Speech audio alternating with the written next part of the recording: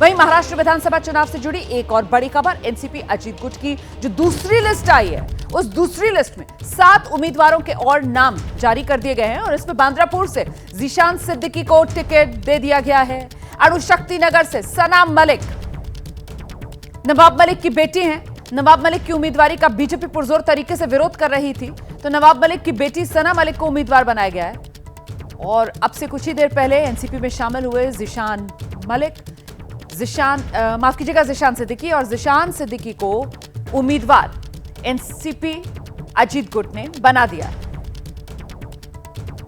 तो जीशान सिद्दीकी से हमारे संवाददाता सूरज ओझा ने इस मौके पर खास बातचीत की और इस दौरान जीशान ने जो बयान दिया उसके हिसाब से जरा सुनिए, उन्होंने किस तरीके से कहा कि ये जो लड़ाई है वो पापा ने अधूरी जो छोड़ दी है उसको पूरा करने का जिम्मा उन्होंने अपने कंधों पर लिया। सुनिए जरा। हमारे साथ जीशान सिद्दीकी जी हैं, उनसे हम बात करेंगे। आज आपने ऑफिशियली घड़ी को हाथ में बांध लिया है। हाथ में भी बांधा है, दिल में भी बांधा है। और 2019 में जब कांग्रेस से लड़े थे तो घड़ी साथ में ही थी। बहरहाल चीजें बदली है इस कठिन समय में। अजीत दादा ने, प्रफुल्ल पटेल जी ने, सुनील तटकरे जी ने जो मुझ पे विश्वास दिखाया है, मेरे लिए और मेरे परिवार के लिए बहुत बड़ी चीज है और मैं उनका शुक्रिया अदा करना चाहूंगा। मेरे पिताजी बाबा सिद्दीकी जी का जो अधूरा सपना है वो मैं जरूर पूरा करूंगा। हाल ही के दिनों में आपके पिता जो कि बहुत ही लोगों के लिए जमीनी स्तर के नेता थे, उन पर गोलियां चलाई गई, उनकी हत्या की गई।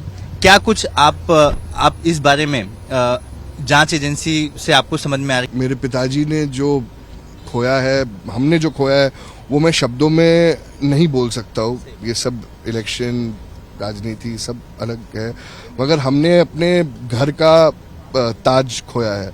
ये भी सुनने में आ रहा है कि वो दोनों को मारना चाहते थे, मगर मेरे पिताजी ने जाते जाते भी मुझे रक्षा की और मुझे बचा के गए।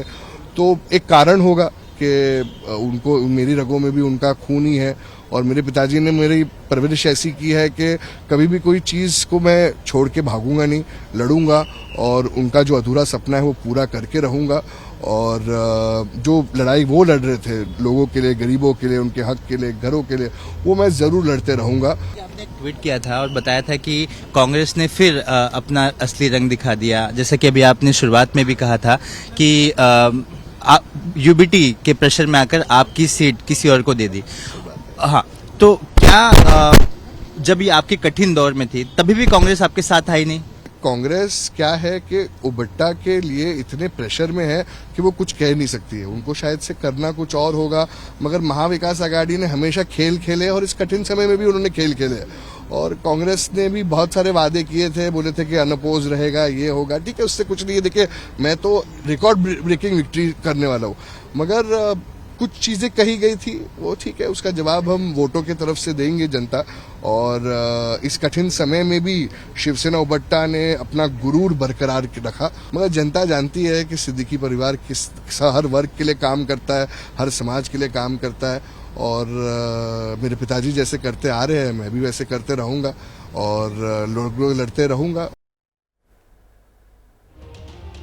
जीशान सिद्दीकी को आप सुन रहे थे। मैं आगे बढ़ूंगी, हमारे साथ हमारे सहयोगी मृत्युंजय सिंह इस समय मौजूद हैं और जरा जानते हैं मृत्युंजय से, चाहे महायुति हो या फिर महाविकास आघाड़ी, सीटों को लेकर सस्पेंस। हालांकि उन सीटों की संख्या बहुत कम होती नजर आ रही है जिन पर सस्पेंस है, लेकिन अभी बाकी तो है मृत्युंजय।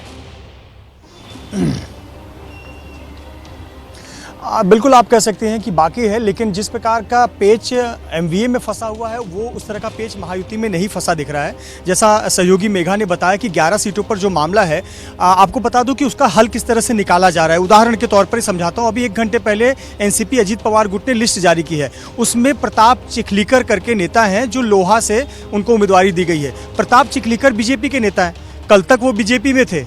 अब बीजेपी की ही अब सहयोगी दल है एनसीपी अजीत पवार गुट, उनको एनसीपी अजीत पवार के सिंबल पर चुनाव लड़ाया जा रहा है।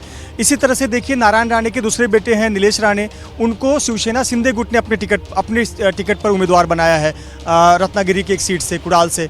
तो इस प्रकार से सामंजस्य बिठाया जा रहा है, लेकिन पेच फंसा हुआ है एमवीए में।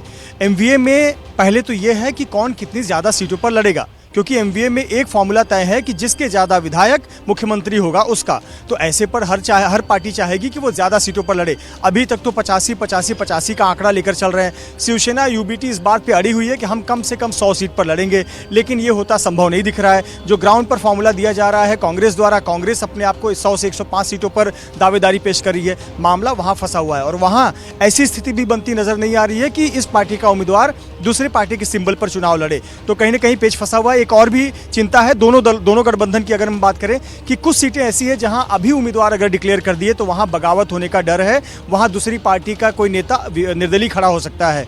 तो वो स्थिति ना आ जाए, इसलिए कुछ जो नामांकन है वो आखिरी दिन होंगे, यानी 29 तारीख को होंगे और उनका नाम 28 तारीख की रात को भी आ सकता है। इस बात को भी नकारा नहीं जा सकता। इस प्रकार की स्थिति बनती दिख रही है। लेकिन कहीं ना कहीं एक रफ आइडिया एक बन चुका है। महायुति की बात करें तो 155 बीजेपी, 78 के आसपास शिवसेना शिंदे, 55 के आसपास अजीत पवार गुट, प्लस माइनस 1-2 सीटें हो सकती हैं। इसी प्रकार से 85 अब तक का फॉर्मूला तय हुआ है। इसमें कम से कम 18 सीटों पर बंटवारा होना अभी भी बाकी है, जिसको हल निकालने का प्रयास मीटिंग के जरिए किया जा रहा है। आप रहिए मेरे साथ, मैं लौटूंगी आपके पास।